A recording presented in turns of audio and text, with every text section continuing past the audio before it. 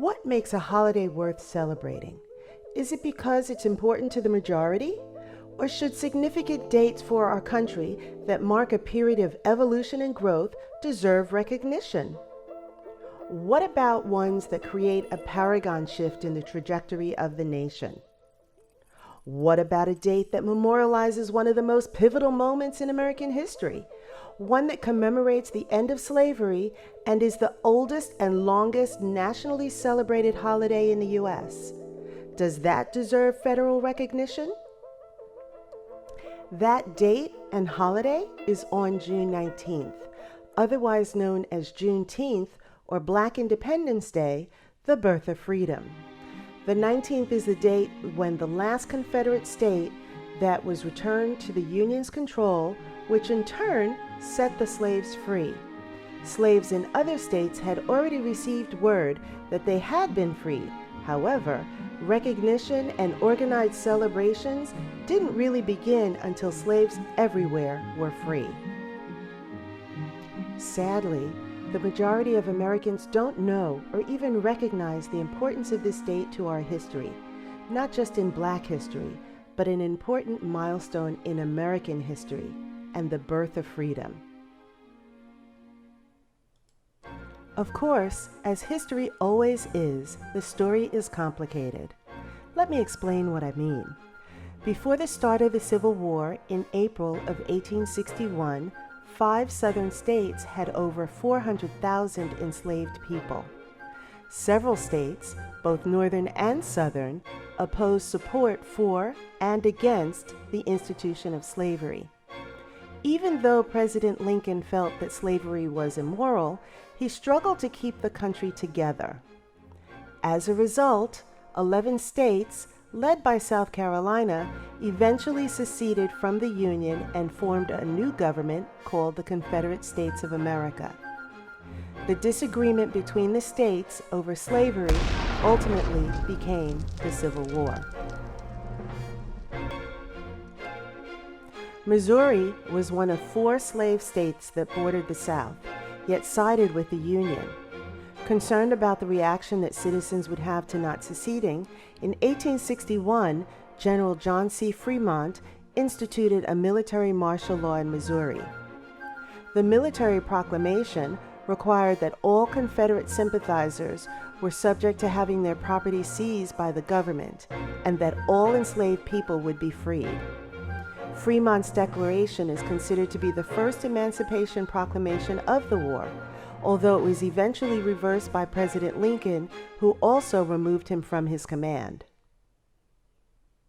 After years of a divisive and costly war, President Lincoln, in an effort to cripple the Confederacy and create a strategic and moral attempt to redefine the path of the nation, issued an order which only freed slaves within Confederate states.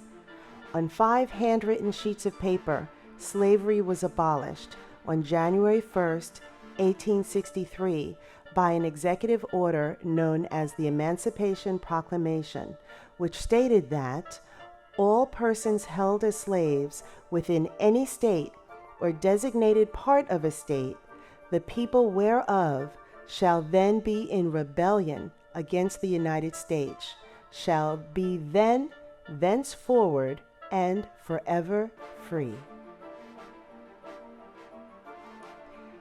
At a time that Britain and France were considering entering the Civil War in support of the South, the Emancipation Proclamation not only prevented them from becoming involved in the war, but was also instrumental in changing the focus of the war from preserving the Union to freeing the slaves.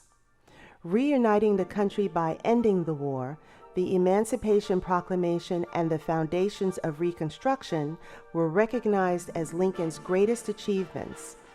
On February 1865, 2 months before his assassination, President Lincoln, in an address, said of the Emancipation Proclamation that, "I never, in my life, felt more certain that I was doing right than I do in signing this paper," he declared. "If my name ever goes into history, it will be for this act, and my whole soul is in it. It is in fact, the central act of my administration and the great event of the 19th century. Once the proclamation was issued, Union soldiers traveled throughout the South distributing copies of booklets confirming the president's orders. At the time, military enforcement of the law was minimal, especially in Texas, until the surrender of General Robert E. Lee in April 1865. Regardless of the Confederate surrender, it wasn't until 2 months later that all of the southern states finally succumbed to the loss of the war, as well as began to recognize the new law.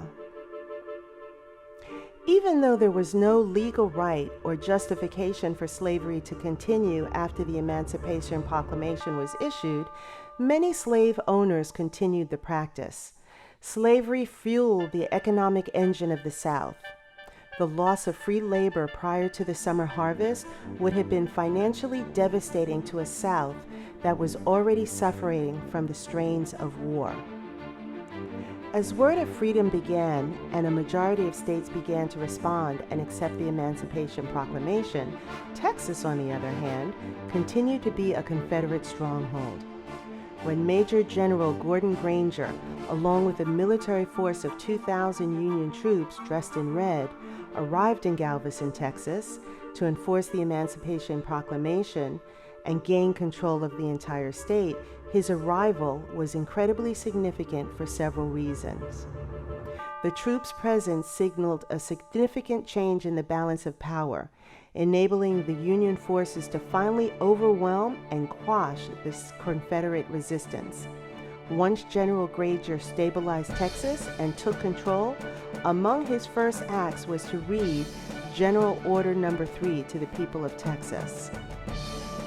That day, June 19, 1865, not only changed the lives of hundreds of thousands of slaves in the United States, it also altered the course of our country's history. With these words, General Granger announced that the people of Texas are informed that in accordance with a proclamation from the Executive of the United States, all slaves are free. This involves an absolute equality of rights and rights of property between former masters and slaves, and the connection theretofore existing between them becomes that between employer and free laborer. After hearing those words, for some slaves, it created jubilation, yet it also developed significant issues. In some cases, the enslaved immediately walked away from their slave masters, even though they didn't have anywhere to go. Some remained out of fear or disbelief, while most slaves immediately left their captors and went in search of loved ones that they had been separated from. Since the word came from the Union soldiers, the expectation that the formerly enslaved would run from their masters and follow the troops, bogging them down, which was also a significant concern. Large camps made up of the formerly enslaved, called contrabands, were forming wherever the Union Army was stationed. For others, the phrase "going north" was a literal and figurative move toward freedom and a different way of life. Regardless of the decision that they made, they were suddenly faced with a new and unfamiliar status as Americans, with the same rights and privileges as all other citizens. As a result of the sudden chaos that was created, wealthy plantation owners and local politicians, concerned about preserving the upcoming cotton harvest and the significant loss of slave labor, pressured General Granger to amend the order, adding that the freedmen are advised to remain quietly at their present homes and work for wages. They are informed that they will not be allowed to collect at military posts and that they will not be supported in idleness either there or elsewhere. No encouragement or protection will be given to those who abandon their present homes for the purpose of idleness. If found in this city without employment or visible means of support, they will be put at labor, cleaning the streets, without compensation. Regardless of the suggestion that the slaves should remain on the plantation and wait for government word and direction, as news spread about their newly found freedom and that they would not be returned to their masters, so began what was called the scatter.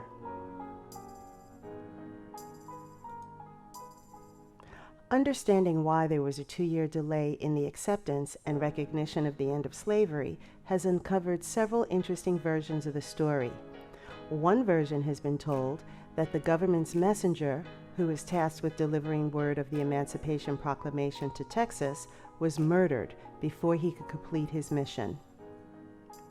Another version is that the news of freedom was delivered. However, it was not in the best interest of the slave owners to comply, so they deliberately withheld the information for as long as they could.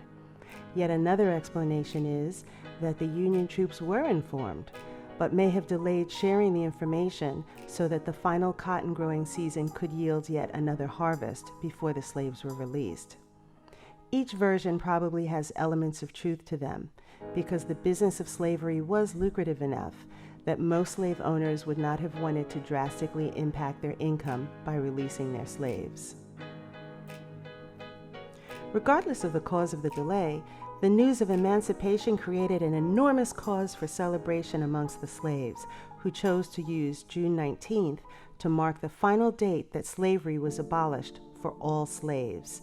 Once the news was delivered, it spread quickly, sparking peaceful celebrations in Galveston with thousands of people.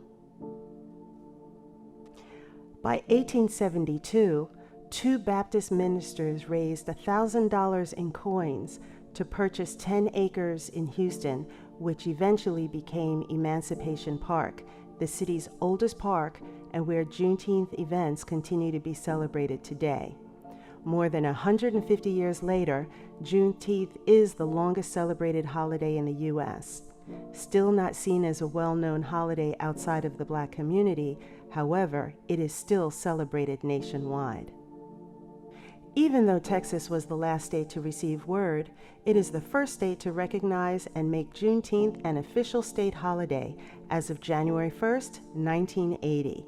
The official state recognition for Juneteenth deems it as a day for family and friends to gather to celebrate freedom and accomplishments made by African Americans.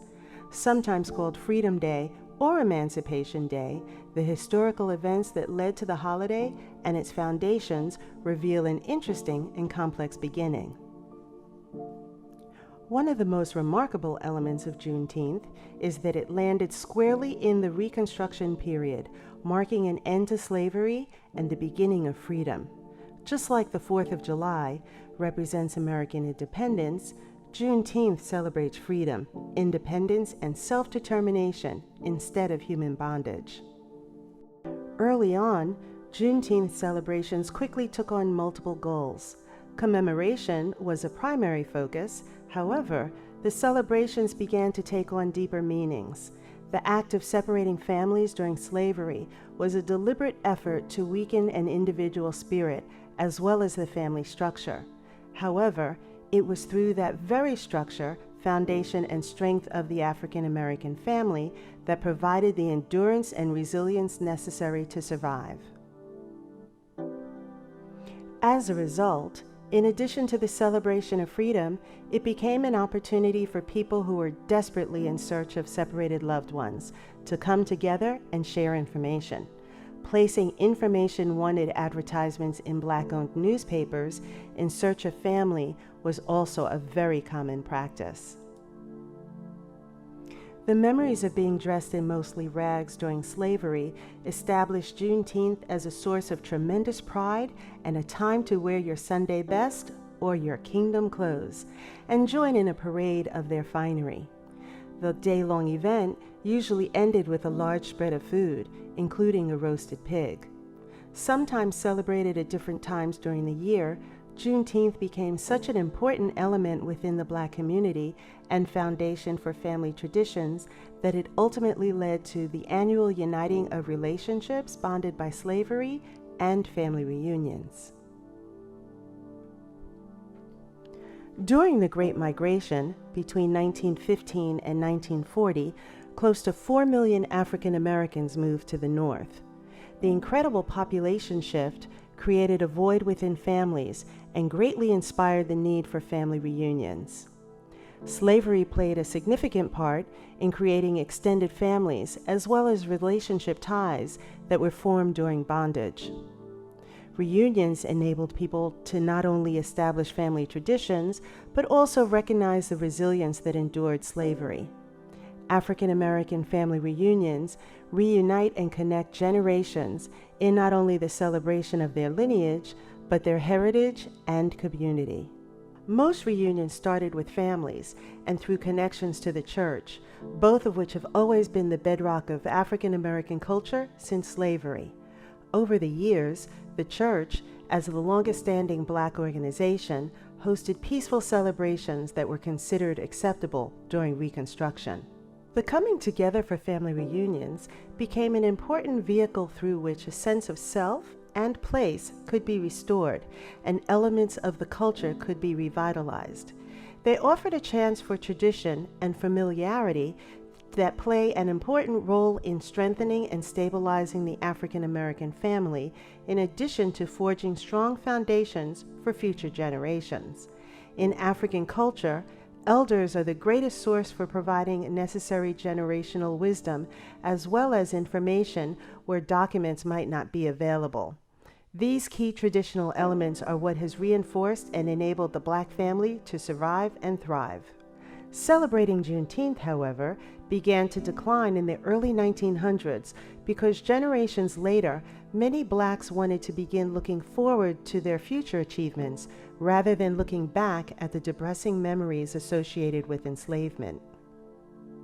Regardless of its popularity, common knowledge of Juneteenth has always been greater in the Black community.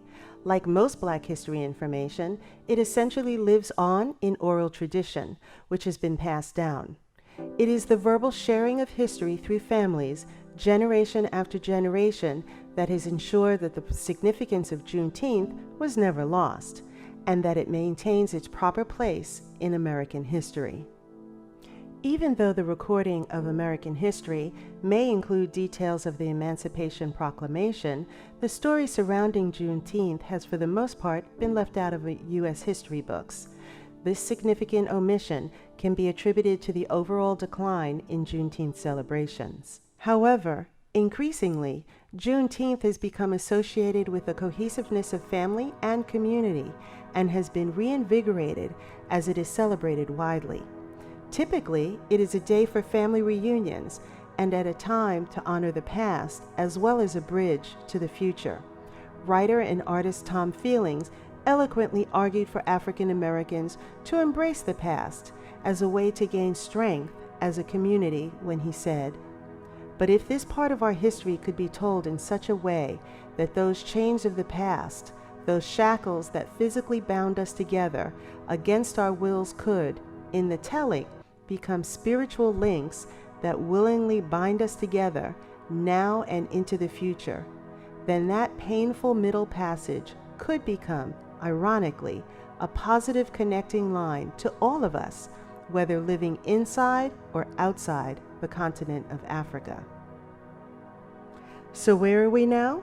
To date, Juneteenth has not yet been fully embraced by the mainstream population, and year after year goes largely unacknowledged except in Black communities nationwide. As the popularity of Juneteenth grows, so do the number of celebrations. And because of its incredible historic importance, Juneteenth even has its own flag that has been flown alongside several state flags. Designed by L.J. Graff, the Juneteenth flag is symbolic. Comprised of red, white, and blue, the colors reflect that the enslaved and their descendants were and are Americans. The star at its center is attributed to Texas for being the first state to recognize the holiday. The addition of the outer star that bursts around the central star represents newfound freedom. Today, more and more communities and states are recognizing and observing Juneteenth. Even though it is not a national holiday, it continues to receive attention on the state and federal level. Though not yet a federal holiday, 47 states and the District of Columbia recognize Juneteenth as a state or ceremonial holiday. Most states observe or acknowledge Juneteenth, except for North Dakota, South Dakota, and Montana. And only Texas, Virginia, New York, and Pennsylvania recognize it as an official paid holiday for state employees. Believe it or not, within the last 40 years, there were 2 states that still had not ratified the emancipation abolishing slavery. After rejecting the law in 1865, Kentucky finally ratified it in 1976. And as a result of a monumental historical oversight, Mississippi only recently abolished slavery in 1995. But it wasn't until 2013, only 8 years ago, that the state finally submitted the documentation necessary to ratify the 13th Amendment, making it into law. The previous delay in passing the law came from state lawmakers who came to a standstill over compensation for the value of freed slaves. The oversight came to light after a Mississippi professor began investigating the history of the 13th Amendment's ratification only after watching the movie Lincoln. Support for federalizing Juneteenth has grown since President Obama made a statement commemorizing the 150th anniversary celebration of Juneteenth, where he said, "On this day, 150 years ago, more than 2 years after President Lincoln signed the Emancipation Proclamation, the slaves of Galveston, Texas, finally received word that the Civil War was over. They were free." A century and a half later, Americans still recognize this occasion, Juneteenth, as a symbolic milestone on our journey towards a more perfect union. At churches and in parks, lined up for parades and gathered around the barbecue pit, communities come together and celebrate the enduring promise of our country that all of us are created equal. But Juneteenth has never been a celebration of victory or an acceptance of the way things are. Instead, it's a celebration of progress. It's an affirmation that despite the most painful parts of our history, things do get better. America can change. 3 years later, on June 14, 2018, the United States Senate passed Resolution 547, which recognizes June 19th as Juneteenth Independence Day, a national holiday.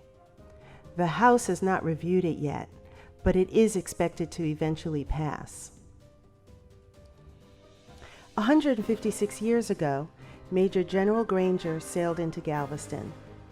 Since then, in many ways, we've been living in a period of reconstruction.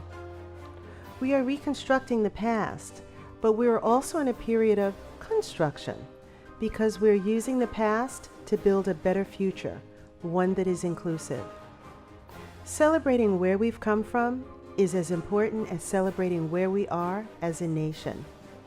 Hopefully, we will continue to move toward a time when an important holiday like Juneteenth will be embraced as a pivotal day in American history, marked as a day of celebration on all of our calendars. Juneteenth information update. Since the premiere of this video in early June of 2021, within a week of its airing, the bill, which was reintroduced in February, was rushed through the Senate, removing all of the previous long-standing Republican objections to make Juneteenth into a federal holiday without debate. The measure was quickly passed in the House by a vote of 415 to 14. So the promise of equality is fulfilled for every one of us in every corner of this nation. That, to me, is the meaning of Juneteenth. That's what it's about. So let's make this very Juneteenth tomorrow the first that our nation will celebrate all together as one nation. A Juneteenth of action on many fronts. Sponsored by Senator Ed Markey, a Democrat from Massachusetts, and Representative Sheila Jackson Lee, a Democrat from Texas, with a clear bipartisan consensus to get the bill passed, an agreement to take up the vote in the Senate on Tuesday, June 15th, and on the House on Wednesday, was probably the fastest governmental actions ever achieved in history. President Biden signed Juneteenth into law on Thursday, clearing the way for the federal offices to recognize and observe the holiday in time for the 19th. Once it was signed, several school districts, state and federal offices quickly closed on Friday, the 18th, in observance of the new holiday. Juneteenth marks both the long, hard night of slavery and subjugation and a promise of a brighter morning to come. This is a day of profound, in my view, profound weight and profound power. A day in which we remember the moral stain, the terrible toll that slavery took on the country and continues to take. What I've long called America's original sin. At the same time, I also remember the extraordinary capacity to heal and to hope and to emerge from the most painful moments in a bitter, bitter version of ourselves. Efforts to bring attention to Juneteenth are attributed to Opal Lee, a retired teacher and activist who at 89 years old walked from Fort Worth, Texas to Washington, D.C. in an effort to get Juneteenth named a national holiday. 5 years later at the signing, President Biden called her the grandmother of the movement to make Juneteenth a federal holiday and got down on one knee to greet her in the audience. Once the bill was signed, he gave Opal Lee the first signatory pen. I wish all Americans a happy Juneteenth. I'm certainly in a moment going to sign into law, making it a federal holiday. And I have to say to you, I've only been president for several months, but I think this will go down for me as one of the greatest honors I will have had as president. Not because I did it, you did it, Democrats and Republicans, but it's an enormous, enormous honor. Now that Juneteenth has been signed into law, it is the 12th federal holiday following MLK Day, which was signed into law in 1983 by President Reagan. Throughout history, Juneteenth has been known by many names: Jubilee Day, Freedom Day, Liberation Day, Emancipation Day, and today, a national holiday. Thank you so much for watching. I'm Luana Graves Sellers, and this has been a Lowcountry Gullah production. For more information on Gullah Geechee history and culture, subscribe to our YouTube channel or follow us online at lowcountrygullah.com on Instagram and Facebook.